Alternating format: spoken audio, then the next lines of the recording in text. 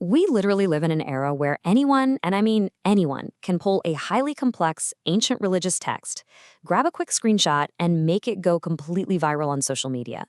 And usually it's totally stripped of its original context. When we see these startling historical narratives popping up on our feeds, our modern instincts just immediately kick in, right? But how do we actually bridge that massive gap between a 21st century digital scroll and a 7th century legal dispute? Well, welcome to this visual analysis. Today, we're going to unpack exactly how that's done. Okay, let's dive right into this. Here is our roadmap for today. We're looking at why context matters, what Suhi actually means, our case study of Bukhari 5825, the violence allegation, the fiqh ruling, and we'll wrap it all up with the holistic approach. Simple enough. Let's get going. Section 1. Why context matters. This whole exploration was actually sparked by a really valid question that came up in a recent study group.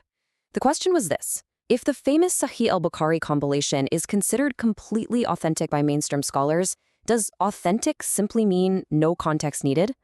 Well, the short answer is absolutely not. Now, while Sunni Islam widely accepts Sahih al-Bukhari as a highly reliable source, it's often cited as second only to the Quran, reliable definitely doesn't mean the text can just be read blindly. You can't just pull an English translation in total isolation, strip away the historical and legal context, and expect to instantly arrive at the correct meaning. It just doesn't work like that. Moving on to Section 2, what Sahih actually means. So the term Sahih, which literally translates to authentic, simply means that the chain of transmission, basically the list of people who passed the story down, is considered highly reliable. It means scholars are incredibly confident that the message mechanically reached the Prophet Muhammad. But here's the kicker, and this is what it does not guarantee. It doesn't guarantee that a modern reader, separated by well over 1,000 years, is going to instantly grasp the specific audience, the cultural metaphors, or the exact legal scope just by reading the text alone. It's actually fascinating to see how classical scholars break this down into two completely distinct pillars. On one hand, we have the isnad, right? That's the chain of narrators. And authenticating this chain is literally just the very first layer of the analysis. On the other hand, you have the matan, which is the actual text or the story itself. Interpreting that text is a totally separate process. Think of it like this. A text can have an absolutely flawless chain of transmission, but interpreting its actual meaning, that requires deep scholarly insight, legal context, and a whole lot of historical background. So let's move to and see how this builds into a formal process. Because classical scholars, they don't just read a sentence and guess. No way. They use a highly precise 6-step methodology to prevent severe misinterpretations. Check this out. First, they check the authenticity. Then, they research the specific event that triggered the quote. Third, they compare it against the overarching principles of the Quran. Fourth, they cross-reference it with other historical reports. Fifth, they review literally decades of scholarly explanations. And only then, finally at step 6, do they extract a ruling. It's incredibly thorough. Which brings us to Section 3, our case study for today, Bukhari 5825.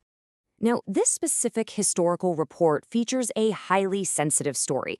We're talking about a divorce, a new marriage, and explosive allegations of physical abuse and impotence.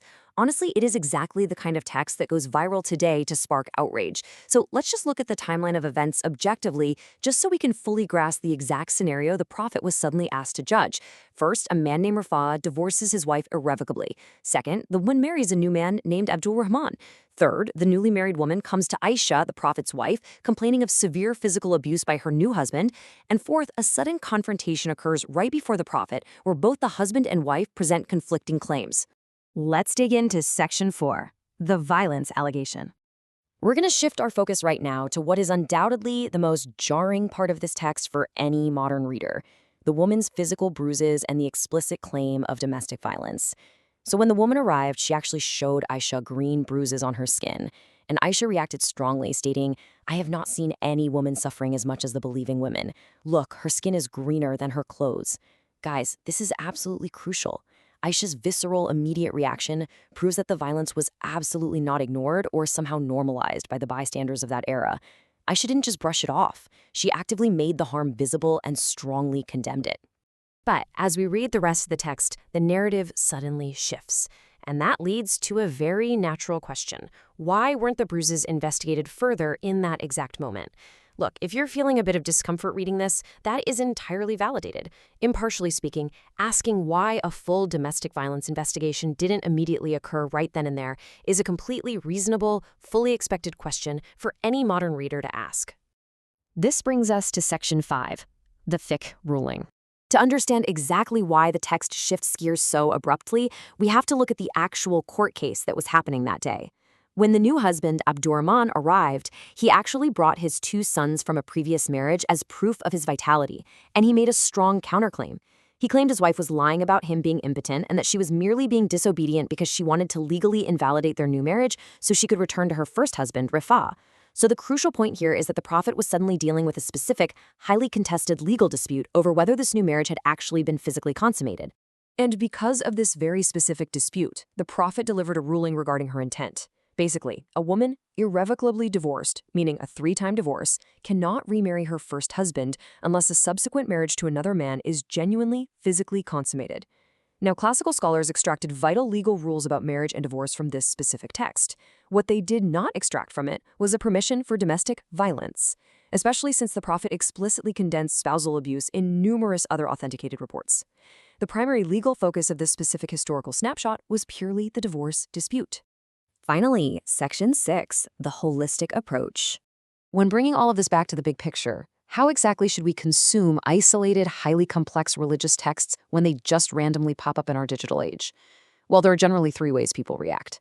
The first is total acceptance, just reading the text at face value, completely ignoring all the troubling questions, which, as you can guess, leads to huge misunderstandings. The second is total rejection, seeing something jarring and just discarding the entire historical tradition outright. Both of these extreme approaches are, frankly, fundamentally flawed, but the Islamic tradition relies on a middle path. Accepting the text's mechanical authenticity for sure, but then vigorously applying contextual classical analysis to understand its actual legal scope. Exactly like we did today.